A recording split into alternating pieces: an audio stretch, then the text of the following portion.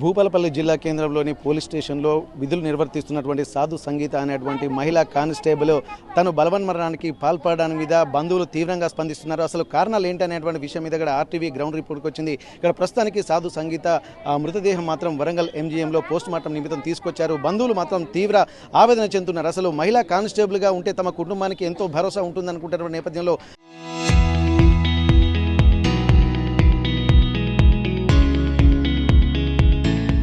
వారికే భరోసా లేకుండా వారి ప్రాణాలకే ముప్పు పరిణమిల్లుతున్నటువంటి పరిస్థితులు ఎందుకు తలెత్తుతున్నాయన్నటువంటి ఒక ప్రశ్న తలెత్తుతుంది. ఒకసారి వారి బంధువులు అలాగే వారి కుటుంబ సభ్యులతో మనం మాట్లాడేటువంటి ప్రయత్నం చేద్దాం. అసలు ఏం జరిగింది, సంగీత బలవన్మరణానికి పాల్పడడానికి కారణం ఏంటో తెలుసుకునేటువంటి ప్రయత్నం చేద్దాం. అసలు ఏం జరిగిందమ్మా? సంగీత ఎందుకు ఒక కానిస్టేబుల్గా ఉండి ఒక మంచి వృత్తిలో ఉండి కూడా నలుగురు వచ్చినటువంటి వాళ్ళకు ధైర్యం చెప్పాల్సినటువంటి ఒక మహిళా కానిస్టేబులే తనే ఒక బాధితురాలిగా మారాల్సినటువంటి పరిస్థితి ఎందుకు వచ్చింది? ఇది కారణాలు ఏంటి? అసలు జాబ్ కాడ ఆమెకు ఇబ్బంది పెట్టిల్లట. ఆ ఇబ్బంది వల్లనే ఆమె లెటర్ రాసి చనిపోయింది. అది విషయం. ఆడపిల్లలకు ఇప్పుడే భద్రత లేకుంటే ఎట్లా ఏంది? గోరుకొత్త పెళ్లి మాది.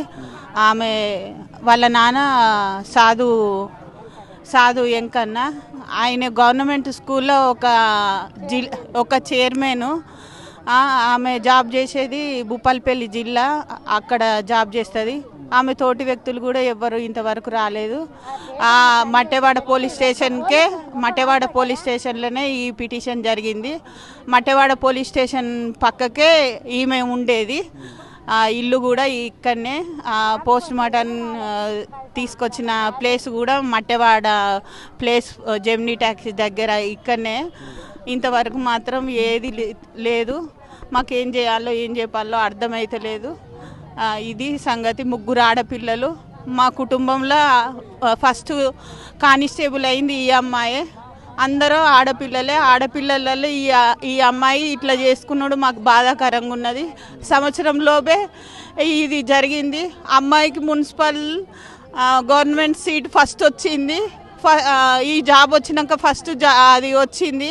ఆమె మంచి చదువుకున్న ఆమె, 3 జాబులు. ఇప్పుడు ఇంకోటి కూడా జాబ్ వచ్చే అవకాశం కూడా ఉన్నది. ఆమె అంతగానో చదివే వ్యక్తి. ఇప్పుడు కూడా ఆమె ఇట్లా ఎందుకు చేసుకున్నదో, ఎంత ఇబ్బంది పడ్డదో, ఎంత టార్చర్ పడ్డదో మాకు తెలియదు.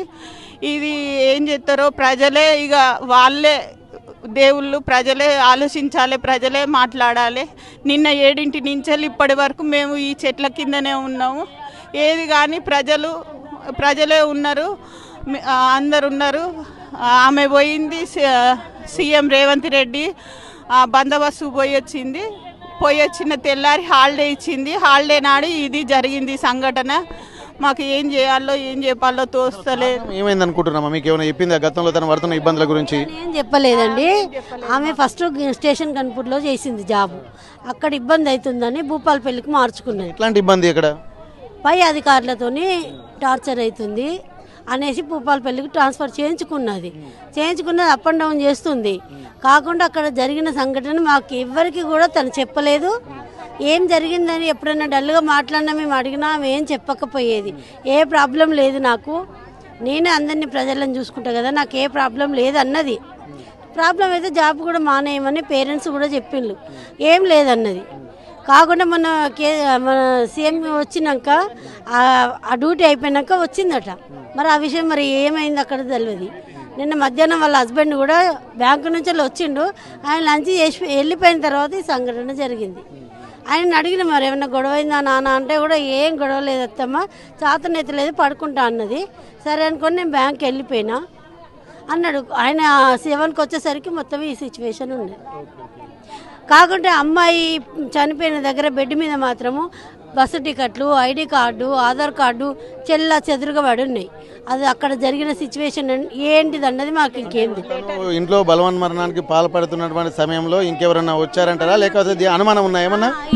అమ్మ అల్లుడు ఏం చేసిండంటే డోర్ వేసి వెళ్ళిపోయిండంట. మెస్ డోర్ వేసి వెళ్ళిపోయిండు. కాకుంటే ఆ అబ్బాయి వచ్చేసరికి డోర్ తీసి ఉన్నది. ఈ మొత్తం బెడ్ చుట్టూ ఇవన్నీ ఉన్నాయి. అక్కడ ఏం జరిగింది అన్నది మాకు ఇంకెవ్వరికి ఏం తెలుస్తలేదు. దీన్ని బలవన్మరణానికి పాల్పడిందా లేకుంటే జిల్లా ఏం జరిగింది అన్న సంగతి అయితే మాకు తెలియదు. కాకుంటే వాళ్ళు ఎవరైతే అమ్మాయిని ఇబ్బంది పెట్టిండ్రో వాళ్ళైతే రావాలి, ఖచ్చితంగా అతను రావాలి. వాళ్ళు వచ్చిన తర్వాతనే మాకు న్యాయం జరిగినాకనే మేము అమ్మాయిని తీసుకెళ్తాం. మళ్ళొక్కటండి, మేము అంటానమని మీరు అనుకున్నా పర్లేదు, కొన్ని సంఘటనలు చాలా జరుగుతున్నాయి. జరిగిన 4 రోజులు వారం రోజులే ప్రజలకు స్పందన కలుగుతుంది, తర్వాత ఏ స్పందన లేదు, రెస్పాండ్ లేదు. ప్రజలు ఏం చేస్తారమ్మా? ఇప్పుడు ప్రజలే బాధితులుగా ఉంటున్నారు కదా, మరి అధికారులు కానీ ఎవరు చేయాలి అంటే ఇప్పుడు ఈ సంఘటన జరిగిందండి, ఈ సంఘటన జరిగిన తర్వాత మాకు న్యాయం జరగాలి, ఇలాంటిది ఇంకొకటి ఎప్పుడు జరగకూడదని ప్రజలు కూడా అనాలి. న్యాయం ఎవరు చేయాలంటారు? ప్రజలే చేయాలి, మాకు ఇప్పుడు న్యాయం చేయాలి, పోలీసులు న్యాయం చేయాలి. జీవితంలో కూడా అతనికి ఎవరైతే ఉన్నాడో అతనికి ఉద్యోగం పోవాలి, జీవితంలో మళ్ళీ ఉద్యోగం చేయొద్దు, అతను ఆ పర్సన్ రావాలి, ఆ పర్సన్ వస్తేనే మాకు న్యాయం జరుగుతుంది. అంటే ఇది గుర్తు పెట్టుకోవాలి, ప్రతిదీ ఆడపిల్లను జాబుకు పంపుతాను, చదివిస్తాము, ఎంతో తల్లిదండ్రులు కష్టపడి చదివిస్తాళ్ళు, జాబ్ తెచ్చుకున్నాక ఇంత సంఘటన జరుగుతుంది. ప్రతి ఒక్క స్టూడెంట్ ఇవనేది గుర్తు పెట్టుకొని వాళ్ళు జాబులు అనేది జాగ్రత్తగా చేసుకోవాలని అనుకుంటాను. ఇప్పటికే తన ఉన్న ఒక్కగానొక్క కొడుకును ఎవరు చూసుకుంటారు అని చెప్పి అంటున్నారు. ఇప్పటికే 3 కూతుళ్ళు కూడా ఉన్నారు. ఆ మహిళలు కూతుర్లే ఉండేసరికి వారికి భరోసా లేని ఒక పరిస్థితులు ఉందని చెప్పి అంటున్నారు. ఇంటికి ధైర్యంగా ఉండి పెద్ద దిక్కుగా ఉండేటువంటి పరిస్థితుల్లో ఒక్కసారి మనం మాట్లాడేటువంటి ప్రయత్నం అయితే చేద్దాం. వీళ్ళతోటి పాటుగా కుర్చీలలో కూర్చుని పెట్టుకొని నన్ను నా మామ చచ్చిపోయిన భర్త రాకున్నా కానీ ఈసారు కానిస్టేబుల్ అనతో మీ అమ్మ నాన్న మా అమ్మ నాన్న ఒక్కటే అని మా వీళ్ళకి ఇచ్చిన విలువ, నా బిడ్డ ట్రైనింగ్ దిగచ్చేటప్పుడు మాకు ఇప్పించిండు విలువ. మేము గట్ల నమ్మినాము, నా బిడ్డకేం కాదు అనుకున్నాము. అబ్బా నీకు ఎప్పుడు చేసి మాట్లాడింది సంగీత వాంచను, నీకు ఎన్ని రోజులు అయితే అన్న. ఇప్పుడు తను మహిళలు కూడా ఉద్యోగాలకు వెళ్ళాలంటేనే కూడా చాలా ఆలోచించాల్సింది. పోలీస్ డిపార్ట్మెంట్ ఒక ధైర్యం ఉంటుంది, మరి ఆ మోటివేషన్ ఎట్లా చేశారు? ఇప్పుడు ఉన్నటువంటి పరిస్థితులను చూస్తుంటే ఎట్లా అనిపిస్తుంది మీకు?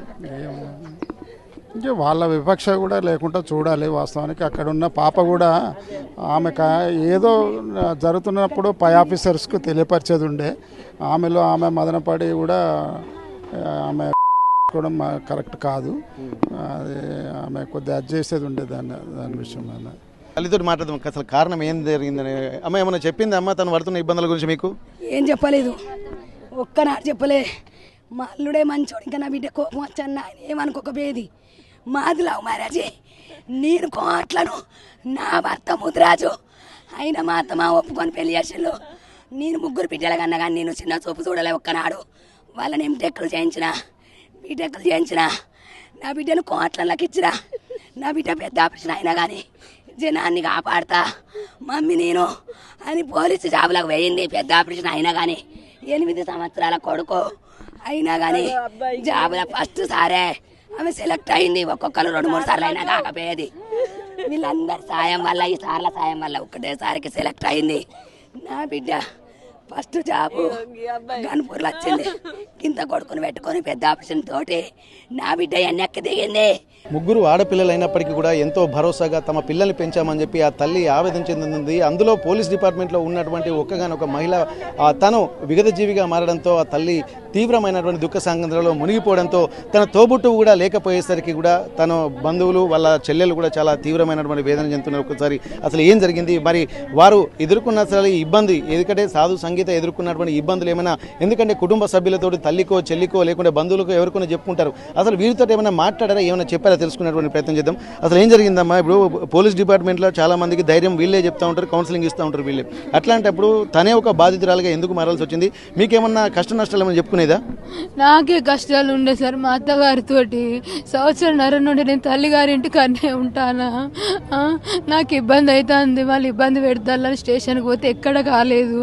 అక్క ఇవన్నీ కష్టాలు ఏందక్క, నేను చచ్చిపోతే నా బిడ్డను చూసుకోవే అక్క, నువ్వు ధైర్యంగా ఉంటావు అక్క, నువ్వు ధైర్యం చెప్తావే, బిడ్డకు ధైర్యాన్ని ఇస్తావే అంటే, చచ్చిపోతే ఏమొస్తుంది, ధైర్యంగా ఉండాలి, బతికి చూపెట్టాలి అని మాట్లాడేది.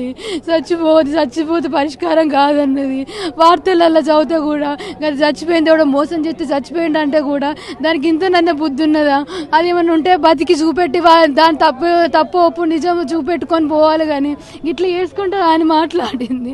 ప్రతిరోజు ఏ రోజు మంచిగానే ఉండే ఇంట్లో, ఏ రోజు ఇట్లా బాధ ఉన్నదని చూపెట్టుకోలే. నా బాధ వాళ్ళు చెప్పుకోలే కావచ్చు, మా అమ్మ వాళ్ళకి ఇప్పటికే మా చెల్లె ఇబ్బందులు ఉన్నాయి, నా ఏమని చెప్పుకోవాలని అనుకున్నదా, లేకపోతే పోలీసుని అయి ఉండి ఇట్లా పోలీసుకి ఎట్లా అయితే ఎవరికి ఇంకేమన్నా అయితే ఎవరన్నా పట్టించుకుంటారా, న్యాయం జరుగుతుందా అనుకున్నదో ఏమనుకున్నదో, చెప్పి బాధ పెట్టుడు ఎందుకు అనుకున్నదో ఏమనుకున్నదో. అంటారా లేకపోతే దీనికి కారణం వెనక ఏమన్నా అనుమానాలు ఉన్నాయా మీకు? మాకు అసలు ఏం అర్థమైతలేదు.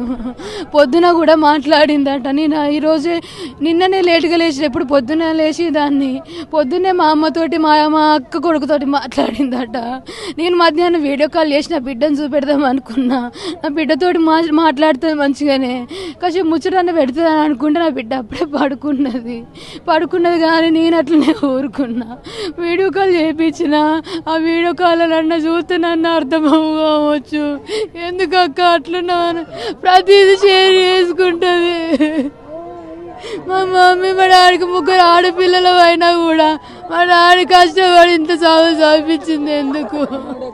వారి బంధువులతోటి తన ఎవరైతే సంగీత ఉన్నారో తన భర్త ఒకసారి వాళ్ళతో మనం మాట్లాడదాం. అన్న ఏం జరిగింది అనుకుంటున్నా? ఇప్పటివరకు అయితే ఇప్పుడు మీ కుటుంబంలో ఎట్లాంటి ఇబ్బందికర వాతావరణం అని చెప్పి అంటారు. మీ అత్తగారు కూడా మీ అందరూ అన్యోన్యంగా ఉన్నటువంటి కుటుంబంలో ఒక్కసారి ఒక పెను ఉప్పెన అన్నటువంటి ఒక బాధ వ్యక్తం చేస్తున్నారు. అసలు మీకు మీ సంగీత ఏమన్నా చెప్పిందా గతంలో ఇట్లాంటి ఇబ్బందులు కలుగుతున్నాయని చెప్పి మీకు ఏమైనా చెప్పిందా? అసలు ఏం జరుగుతుంది మీకు తెలిసి? అలా ఏం చెప్పలేదు. మాకే షాకింగ్ ఉన్నది. సడన్గా పొద్దున కూడా మంచిగా ఉంది. నిన్న పొద్దున మొన్న డ్యూటీ వేయించింది.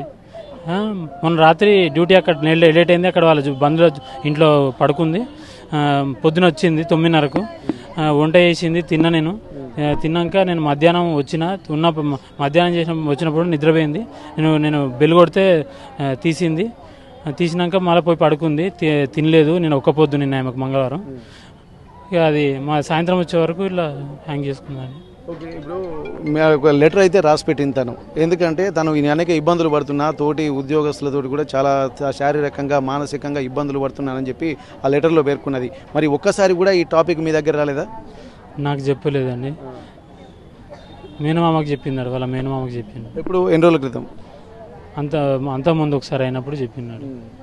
అక్కడి నుంచి అందుకే ట్రాన్స్ఫర్ పెట్టుకున్నా సార్. ఇది గన్పూర్ నుంచి వెళ్ళి భూపాలపల్లికి ట్రాన్స్ఫర్ పెట్టుకున్నాను. ఎందుకు దొరకబడతలేరు? ఒక డిపార్ట్మెంట్ వ్యక్తి రక్షణ లేదు. సామాన్యుల రక్షణ ఏంటి? లేదంటే అక్కడికి భూపాలపల్లి స్టేషన్కే పోయి స్టేషన్లోనే ఉంచుతాం దాన్ని. ఇంతకు మిగిలి 2 ఆప్షన్లు తప్ప ఏది లేదు. అక్కడికి కనుక ఎందుకో డిస్టర్బెన్స్ అనుకుంటే ఇక్కడికి తీసుకురాని వాడిని అరెస్ట్ చేసి తీసుకొచ్చి ఇక్కడ మాకు చూపెట్టాలి.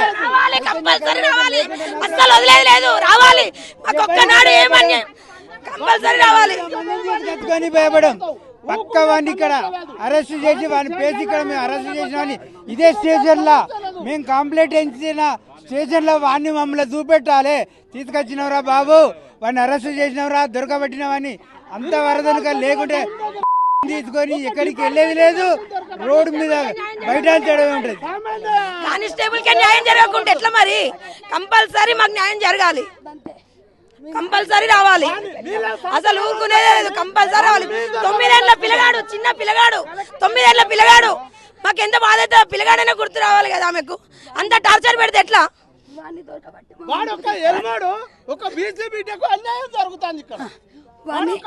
సార్ ప్లీజ్ వాడిని దొరకబట్టి మా ముందుకు తీసుకురాలి.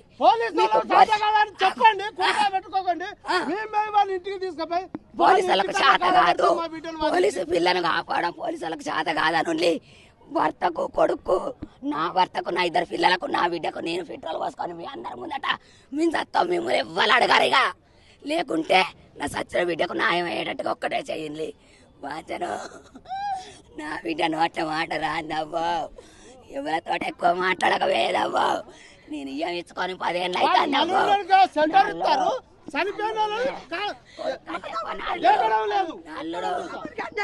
ఇప్పుడు మా తమ్ముడికి అన్యాయం జరిగింది, మనకేం తెలియదు.